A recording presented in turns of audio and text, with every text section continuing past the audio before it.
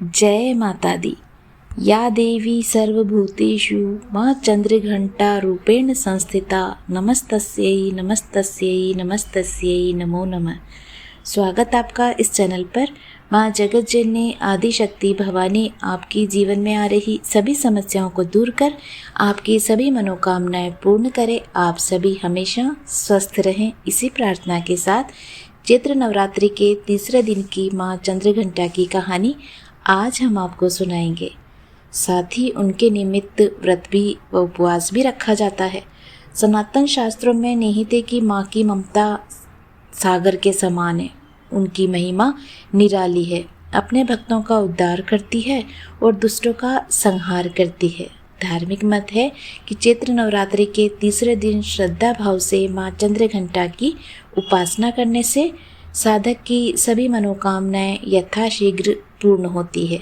साथ ही घर में सुख, समृद्धि और खुशहाली आती है। आप भी माँ चंद्रघंटा की कृपा पाना चाहते हैं तो आप चंद्रघंटा की पूजा करके व्रत कथा अवश्य सुनिएगा।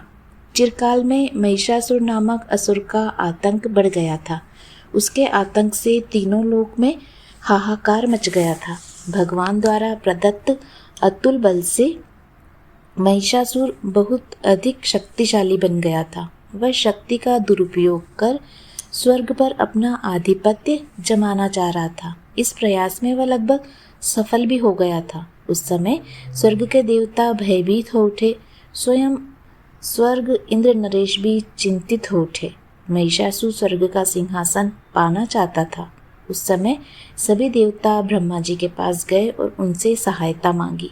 ब्रह्मा जी बोले, वर्तमान समय में तो महिषासुर को परास्त करना आसान नहीं।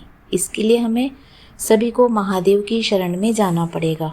उस समय सभी देवता सबसे पहले जगत के पालनहार भगवान विष्णु के पास गए और उनसे सहमति लेकर सभी महादेव के पास कैलाश पहुँचे। स्वर्ग नरेश इंद्र ने आप बीती महादेव को सुनाई। स्वर्ग नरेश इंद्र की बात सुन महादेव क्रोधित होकर बोले, महिषासुर अपने बल का गलत तरीके से प्रयोग कर रहा है, इसके लिए उसे दंड अवश्य मिलेगा। उस समय भगवान विष्णु और ब्रह्मा जी भी क्रोधित हो उठे और उनके क्रोध से एक तेज प्रकट हुआ। यह तेज यानी ऊर्जा उनके मुख से प्रकट हुई। इसी ऊर्जा से एक देवी प्रकट हुई। उस समय भगवान शिव ने देवी माँ को अपना त्रिशूल दिया।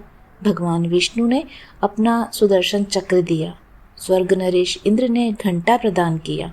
इस प्रकार सभी देवताओं ने देवी माँ को अपने अस्त्र शस्त्र प्रदान किए। तब माँ चंद्रघंटा ने त्रिदेव से अनुमति लेकर महिषासुर को युद्ध के लिए ललकारा। शास्त्रों में निहित है कि कालांतर में माँ चंद्रघंटा और महिषासुर के मध्य भीषण युद्ध हुआ। इस युद्ध में माँ के प्रहार के सामने महिषासुर टिक न सका। उस समय महिषासुर का वध कर माँ ने तीनों लोकों की रक्षा की। तीनों लोकों में माँ के जयकारे गूंजने लगे। कालांतर से माँ चंद्रघंटा की पूजा उपासना की जाती है। माँ अपने भक्तों के सभी दुख हर लेती है, साथ ही सुख, समृद्धि और शांति प्रदान करती है। अतः साधक श्रद्धा भाव से चैत्र नवरात्रि के तीसरे दिन माँ चंद्रघंटा की उपासना करते हैं तो माँ उन पर प्रसन्न होती है। उम्मीद है आपको तीसरे दिन की कहानी भी पसंद आई होगी। आपसे अनुरोध है कि आप हमारे चैनल से नए जुड़े हैं तो प्लीज़ सब्सक्राइब अवश्य कीजिएगा, जिससे जब भी आपको समय मिले आप इन कथाओं को सुन सके। हमारे चैनल पर आप नवरात्रि के 9 दिन के अध्याय भी सुन रहे हैं। उम्मीद है आपको वह भी पसंद आएंगे। Please subscribe. जय माता दी। धन्यवाद।